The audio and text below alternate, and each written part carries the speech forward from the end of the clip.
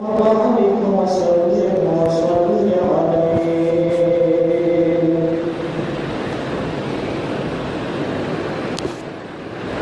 محترم حاضرین، قابل صدر احترام سپینږیرو مشرانو او زما د اسلام قدرمندو ورونو، ستاسو د وړاندې د آقای نامدار امام الانبیاء احمد مجتبی جناب محمد مصطفی صلی الله علیه وسلم د پاک و مبارک و مرغلر ارشاداتو یو حدیث پاک ما تلاوت کو. الله تعالی د توفیق غواړم چې دغه پیغمبري مرغلرې په رڼا کې دوه څلور خبرې ستاسو مخکې بیان کړم. بیان نه بعد تاسو د الله تعالی زما خبرو باندې پوهېږي او د پوهېدو نه پس اول ما ته بیا تاسو څومره اورېدونکي یئ، الله تعالی دې ټولو ته ورباندې صحیح د عمل توفیق رانصیب کړي. عزیزانو ورونو، په دنیا کې هر یو انسان کامیابی، عزت او خوشحالي غواړي، خوا هغه نارینه وي او که زنانه وي. خواهش آرزو تمنا یې دا وي چې زما ژوند دې د خوشحالۍ وي، زما دې عزت وي او زه دې کامیاب یم. د دغه کامیابۍ لپاره، د دغه خوشحال او د دغه عزت د ژوند لپاره هر یو انسان شب و روز محنت کوي، لګیا دی، کوشش کوي او د دغه کامیابۍ د خوشحال ژوند تېرولو لپاره مختلف قسم لارې هغه استعمالوي. څوک خپل عزت او د خوشحالۍ ژوند دا په وزارت کې دا راشوي، هغه په سیاست کې لګیا دی، منډې ترړې وایي، ځان هغه کرسۍ ته رسوي چې زه وزیر اعظم، صدر یا گورنر یا وزیر یا MP MNA منسٹر جوړ شم. دا هغه خیال دا دی چې ګنې د عزت والا ژوند، د خوشحالۍ والا زندگی او کامیابی چې ده نو دا ګنې په دغه وزارت کې ده، په دغه صدارت کې ده او دغه منسټرۍ کې ده. څوک لګیا دي هغه بله لار اختیار کړې ده، په هغه لار کې هغه د خوشحالۍ ژوند تلاش کوي. هغه وایي ګنې زما عزت او زما کامیابی دا په تجارت کې ده، نو هغه لګیا دی بزنس کوي او کوشش دا کوي چې زما دا بزنس دا نور وسیع شي، انټرنیشنل سطح باندې شي او په عالمي منډایي باندې زما دا بزنس وي. نو هغه لګیا دی، هغې کې خپل تربدو، خپل منډې ترړې شب او روز لګیا دی، محنت کوي. او څوک لګیا دي دا هغه خیال دا وي چې ګنې د خوشحالۍ ژوند، د عزت او د کامیابۍ والا ژوند هغه لګیا دی بله لار کې، په هغې کې منډې ترړې وایي چې ګنې ما ته په دې لار کې عزت به میلاویږي، خوشحالي به میلاویږي. مختلف قسم هغه لارې اختیاروي، لیکن یو کامیابی او خوشحالي، عزت دا زموږ او ستاسو په نظر کې دی، او یوه کامیابي، یو عزت او د خوشحالۍ ژوند هغه دی کوم چې الله او د الله رسول ویلی دی. نو زموږ او ستاسو په نظر کې کامیابي، موږ وایو کامیابي دې ته وایي چې د سړي ښکلې بنګله وي، د استوګنې د پاره د هغه ښکلې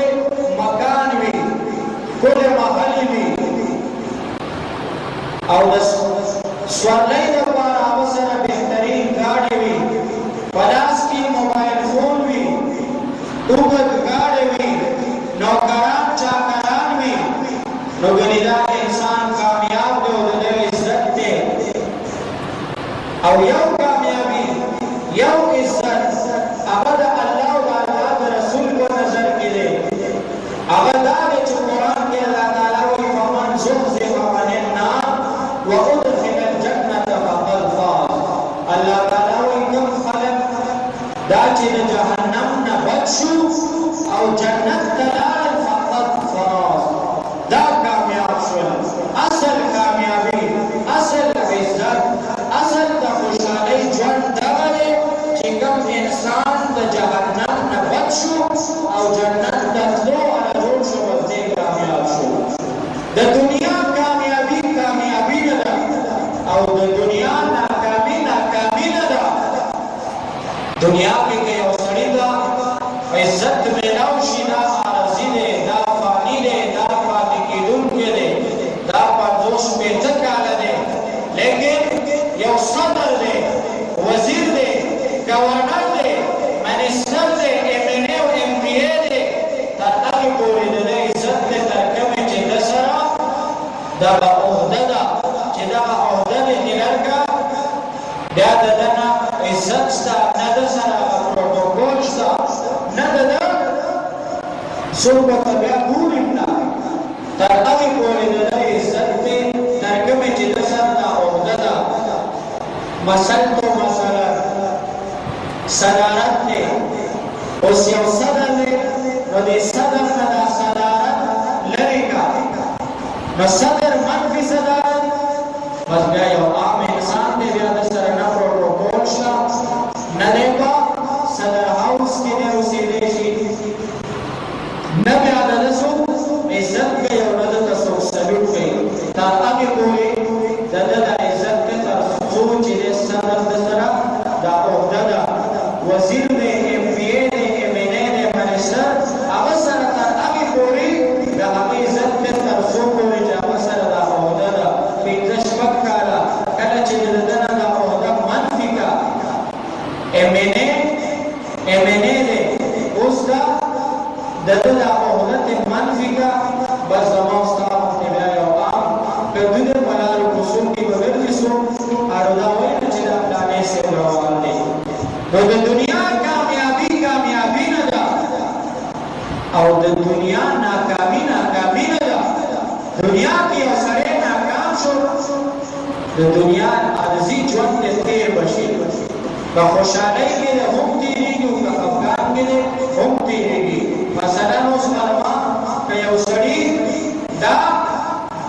چکن خوړلی دی باربیکیو او تیکي خوړلی دي هغه باندې تېرېږي او که یو سړي ټنډې او تیکړه خوړلی دي یا یو سړي د بادشاهي سره خوړلی ده هغه باندې تېرېږي د دنیا ژوند دی دا خو به تېر شي اصل کامیابي اصل خوشحالي او اصل عزت هغه دی کوم چې قرآن فمن زحزح عن النار وادخل الجنة فقد فاز څلورمه سپاره کې الله تعالی فرمایي کامیابي دغه ده خوشحالي دا ده عزت دغه دی چې یو سړی دا د جهنم نه بچ شو جنت ته تلو والا شو جنت ته داخل شو نو دی کامیاب شو او نبی علیه السلام فرمایي ان الله جعل العزة بشک الله تعالی ګرځولې د عزت والوقار او کامیابی دا هغه خلکو په برخه باندې لمن تابع امري څوک چې زما د راوړي دین تابعداري کوي څوک چې نبی علیه السلام فرمایي زما اتباع کوي زما تابعداري کوي نو کامیابي خوشحالي او عزت الله تعالی د دغه خلکو په برخه باندې ګرځولی دی وجعل الذلة والصغار لمن خالف امره او الله تعالی ذلت او ناکامي دا د هغه خلکو په برخه باندې ایښې کوم خلک چې زما د راوړي دین مخالفت کوي خلاصه ده چې د نبي علیه الصلاة والسلام په راوړي دین او شریعت باندې چلیږي نو ته عزتمند دنیا کې هم آخرت کې هم کامیابی که د نبی علیه السلام د دین نه خلاف چلیږي د خپلو خواهشاتو مطابق زندگی تیرې او ته وایې زه خپله هوښیار یم ما سره حواس خمسه شته او زه پوهېږم او قرآن او حدیث کوم چې اصلي دین دی دا د یو طرف ته غورځولی او شاته دی غورځولی او په خپل خواهش باندې ژوند تیرې نو ستا په برخه باندې الله تعالی ذلت او ناکامي دا ایښې ده. نو اصل کامیابي دا خو هر انسان غواړي چې زه دې کامیاب یم، خوا نارینه وي او که زنانه وي. زه دې کامیاب یم، زما دې عزت وي او زما ژوند دې د خوشحالۍ. نو اصل کامیابي، اصل عزت او د خوشحالۍ ژوند دنیا او آخرت دواړو کې هغه دی کوم چې نبي علیه السلام فرمایي ان الله جعل العزة والوقار لمن تابع امري. اصل کامیابی هغه ده چې کوم د نبی علیه السلام د دین تابعداري کوي، د نبی علیه السلام اتباع کوي، د دنیا کې هم کامیابي خو تا سره هیڅ هم نه وي. بابا عبدالرحمن وایي په دنیا کې که څه کار دی خو د دین دی، په دنیا کې که څه کار دی خو د دین دی. د دې کار په کار کوونکو آفرین دی چې تقوا او دیانت شي په برخه د هغو د سعادت ستوري دا د دغه حدیث ترجمه بابا په خپلو اشعارو کې کړې. ځکه بابا عبدالرحمن وایي هر چې ما درته بیان کړ که خدای کار دی په قرآن او په حدیث کې به څرګند وي، ته چې نه کوې باور په آیاتونو بیا زما ویل به څه درته نه پټ وي. بابا عبدالرحمن وایي زما اشعار یا به د قرآن د آیت ترجمه وي یا به د نبي علیه السلام د حدیث ترجمه وي په اشعارو کې. نو دغه حدیث کوم چې ما ستاسو وړاندې تلاوت کړو چې ان الله جعل العزة والوقار لمن تابع امري، د دواړو جهانو سردار فرمایي چې الله تعالی عزت او کامیابي د خلکو په برخه کړې ده کوم چې زما اتباع کوي، زما د دین تابعداري کوي، زما راوړي دین باندې عمل کوي. او بابا عبدالرحمن په دنیا کې که څه کار دی خو د دین دی، د دې کار په کار کوونکو آفرین دی چې تقوا او دیانت شي په برخه د هغو د سعادت ستوري قریب دی. او بابا ورپسې وایي بې هتیانو بې روښانو بادشاهي کا، بې هتیانو بې روښانو بادشاهي کا، دا زاړه کوزکي اصل کې قابل دی. دنیا کې هم تاسو وی کامیابی مو چې ښه ګاډی راسره او د بابا د نن نه 300 کاله مخکې تېر دی، نو د هغه وخت کې خاص ورلیکو یا اسو څه شی اوس چې تاسو ډوډۍ ګاډي او ایکسلایو BMW او فلان او فلان دا ګورئ هغه وخت کې خاص ورلی بهترین اسورلی بهترین ګاډي څه شی او اس. نو بابا وی بې هاتیانو بې روښانو بادشاهي کا، دا زاړه کوزکي اصل کې فانین دی. موږ په دنیا کې یو کامیاب هغه دی چې ښه ګاډی ورسوي او په لاس کې ښه موبایل فون وي، هغه زموږ دنیا کې څو کامیاب. او بابا وایي نه، کامیاب هغه دی نبي علیه السلام فرمایي چې زما په دین چلیږي، هغه سره موبایل فون به نه وي، هغه سره خاص ورکړي به نه وي، لیکن د تمام کائنات دا به د هغه تابعداري. لکه پټه خبره نه ده، حضرت عمر فاروق رضی الله تعالی عنہ چې د نبي علیه السلام په دین چلېدو نو هغه سره موبایل فون نه و. که ووایه عمر صاحب سره موبایل و چې ته یو د حدیثو ذخیره کې به څوک دا ثابت نه کړي چې عمر صاحب سره دومره څه و. موبایل نه و. مسجد نبوي کې منبر باندې ناست دی او یو کمانډر یې لېږلی دی 500 میلو په مزل لري دی. څومره 500 میل دور د نهاون په بارډر باندې ساریا نوم دی، کمانډر دی، د خپل فوج کمانډینګ کوي. او عمر صاحب مسجد نبوي کې مدینه منوره کې ناست دی، منبر باندې ناست دی. اوس موبایل فون نشته، نه د ساریا د کنټیکټ نمبر شته. عمر صاحب د دې منبر نه آواز وکړو یا ساریا الجبل الجبل، ساریا دې غره طرف ته وګوره دشمن در باندې حمله کوي. اوس موبایل کوي نو هغه وګوره وباسي او بیا وګوره اوس کې د ساریا نمبر پر وباسي او ساریا په غرونو کې نه نو چې اوس نیټورک ورسره شته او که نشته هغه سره کنټیکټ तो बनशी या चे मिलावे आपका मतलब नंबर फिलहाल मुयस्सर नहीं होला पकड़नो के लिए नॉन का कांटेक्ट न की नेटवर्क निश्चय बागी बस लगी टेप लगी क्या वो मिलावे नंबर वो मिलाओ कोने को दरबार में आए खुदा अल्लाह दुश्मन पे हमला के उतरते नंबर न लगी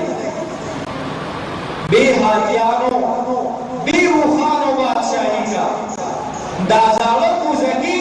असल के कालिंद दे द नेटवर्क जरूरत निष्ठा द कांटेक्ट नंबर जरूरत निष्ठा 0300 प्लान के वो मिलावे ना दे पगिष्ठा बजारे कांटेक्ट या सारिया अल जबल सारिया हर तरफ तो गोरा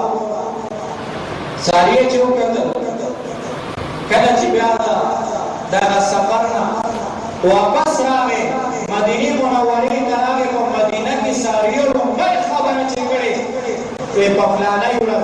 फलानी तारीख बांधे फलानी टाइम बांधे दुश्मन रा बांधे हर तरफ नामला को हम बेगमो हर तरफ तमख्यानो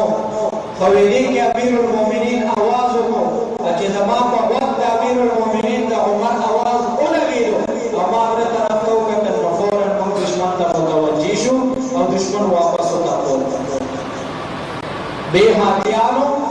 बेरुखानो बादशाही का न द मोबाइल फोन जरूरत था न द गाड़ी जरूरत था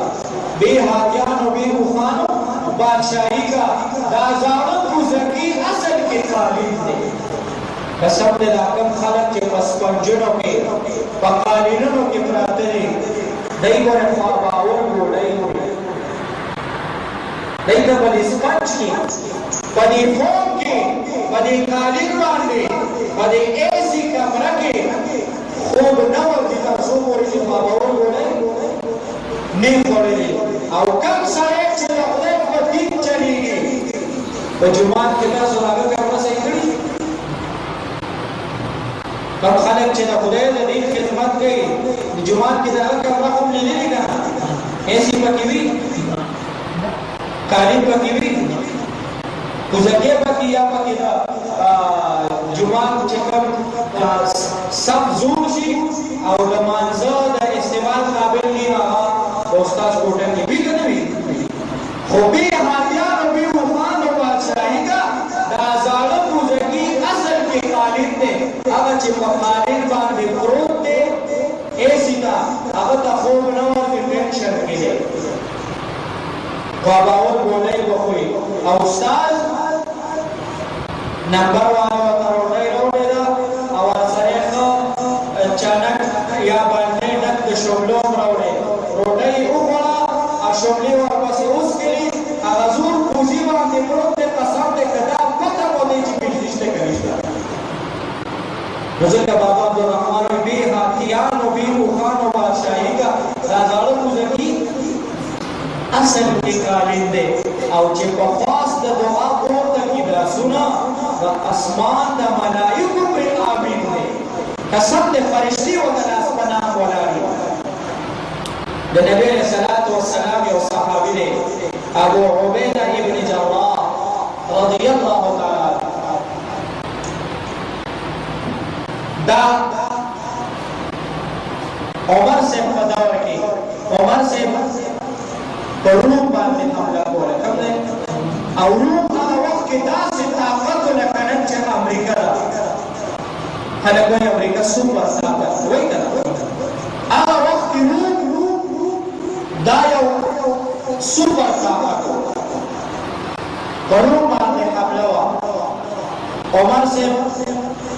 खबर कमांडर ले गए 30,000 फौज दो सुमरा इस्लामी फौज सुमरा